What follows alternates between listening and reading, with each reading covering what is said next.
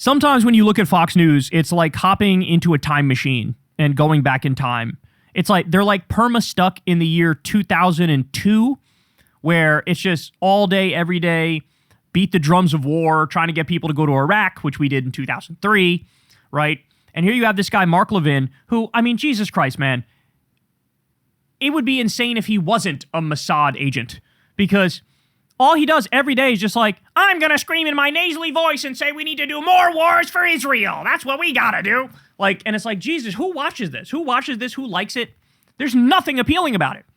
He's fucking ugly as sin. He's got the world's most annoying voice. He doesn't say anything actually interesting, right? Or correct, for that matter. And here he is. So he invites on Newt Gingrich, a man who looks like he's permanently had gas his entire life. He looks like you touch that guy's belly and you just... He just fucking lets out the most rancid old man fart of all time. Well, here is Mark Levin talking to Newt Gingrich, and sometimes I wonder, like, are they ever around anybody who disagrees with them? And that's why these guys, like, they said fuck Tucker, and they went to war against Tucker Carlson because he's somebody from within that club who started saying, hey, I don't actually want a war with Iran. And they were like, how dare you? You're now enemy number one, you anti-Semite. And they would just go after him. But apparently they need to be around people who disagree more often, because when they're not checked, they end up saying stuff like this. I don't know why we would meet with them, which makes them look like they're a legitimate government. They're not. They're a dictatorship dedicated to destroying the United States. You know, the isolation is... Talking about the Iranian government, by the way, I should point out. It's like to talk about warmongers, and I've coined a word called diplomacy mongers. That is, people who think that we can talk our way or they can talk their way into some kind of an arrangement. Bro really said diplomacy mongers. He said diplomacy mongers and then acted like he said the most brilliant shit you ever heard in your life. Homie, he hit us with one of these, like, I call them diplomacy mongers. Drop the mic. You know what I call them? I call them diplomacy mongers. Oh, do you? Oh, you're a bad boy, Mark Levin. Oh, you got us, bro. Oh, am I a diplomacy monger? I want to, like, almost put that in my fucking Twitter bio now. Diplomacy monger, Kyle Kulinski. That sounds fucking awesome. Of course, yeah, I want to do diplomacy. I want to do negotiations. I don't want illegal, unnecessary wars. I don't want to do offensive wars against countries that didn't attack us and are no threat to attack us whatsoever. Like, fucking, of course. Listen to this guy. Listen to this guy. You know, Mark, one too many meetings with Benjamin Netanyahu is what you've had, sir.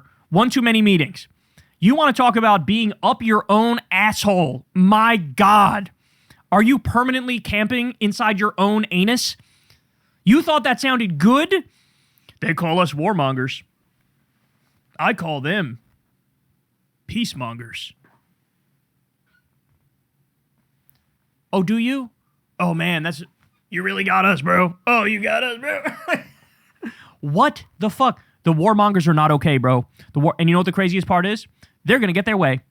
Newt Gingrich is going to get his way. Mark Levin is going to get his way. Right now, as I'm talking to you, I believe we sent a record number of Navy assets to Iran. There's like multiple giant warships that are now right by Iran. And my guess is when Netanyahu came to the U.S. the other day, it was a very straightforward, like, you're going to finish the job now.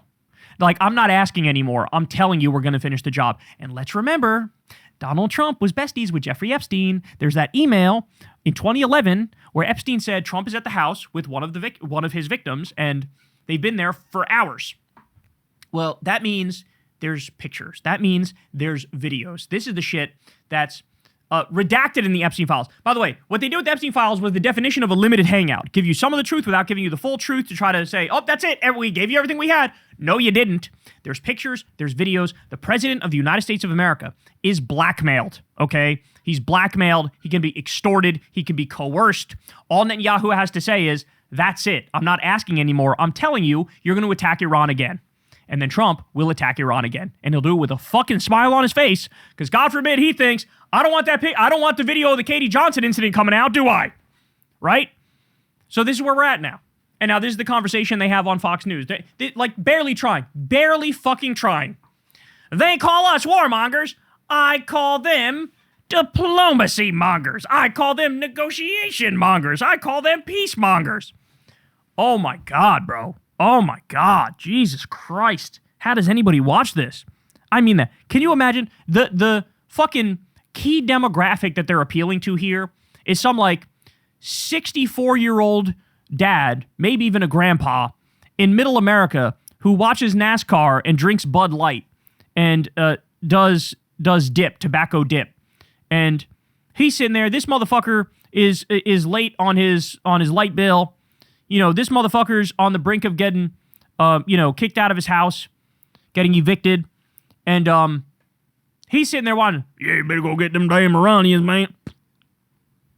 Is that actually what's going on? I have to have at least enough faith in humanity to say that guy should be saying, no, I actually care more about paying my light bill. I actually care more about not getting evicted. I actually care more about, hey, what the fuck? Why did they say it's going to be the new golden age of America and I just got kicked off my fucking Medicaid? And meanwhile, I gave another fucking tax cut and another subsidy to Elon Musk as he makes his 17th rocket explode. Okay? I have to have enough hope to think that some people could see through this. But the fact of the matter is, when it comes to the Republican base, bombing Iran before Trump did it was polling very low. It was at like maybe 40 or 50%, even with the Republican base, maybe 60 at the most. Okay? And then after Trump did it, among MAGA Republicans, that number shot up to 95% support it. So, like, they will go wherever Trump wants them to go, effectively. They will, but again, it's just amazing to me how little they try. Like this, everybody else in the country is looking at you going, really? This is the best you got? This is the best you got? We really need another war like this? That's what we need? We need another war. People getting kicked off their health care, people's health care premiums doubling, tripling, quadrupling, inflation going up, unemployment going up, people struggling, they can't pay the fucking bills. We got Gestapo thugs invading our cities and occupying it illegally. You got 23 concentration camps being built. And this is what we need. We need another fucking war with Iran, where now the reporting is, if they do it, it's going to be much longer than the last one. The last one was just a quick little bombing round for a night or two. Now they're saying, well, it might be like a 2-week event. Oh, really? This reminds me of like Bill Kristol said before the Iraq War. Oh, it'll be a 2-month war, not a 2-year war. Turns out it was a motherfucking 20-year war, bitch. Turns out that's what it was. So... man, oh God, it's all so bad. It's all so bleak. It's all so bleak. And I can't help but hate every single person who brought us to this fucking point. Every single person who meat rode MAGA into oblivion. You guys get this. This is all on you guys. Hey y'all, do me a favor and like and subscribe. It helps out big time in the algorithm. Click the bell as well for notifications when videos drop. And watch that video on screen right now. You know you want to.